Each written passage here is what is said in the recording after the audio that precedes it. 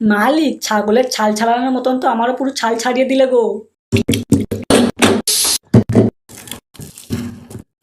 আহ আহ আরে ছাড় না রে, পুরো চটকে মেরে ফেলবি না কি বলতো? মালিক, আরো চড়ছে আরো চড়ছে। এই শালা মামনি, তো কেমন কানের নিচে হাঁকাবো না, পুরো চংবং চংবং করবি দেখবি। এ বাবু, আমি প্রচুর ঝাল আছি গো, তোমার পেছনটা পুরো জ্বলে যাবে।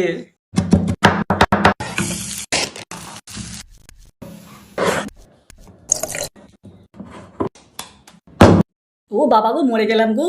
শালা, আমি কি খেলার বল নাকি বলো তো? যাও না, তোমার ওই নিচের কালো দুটো বলকে নিয়ে খেলো না।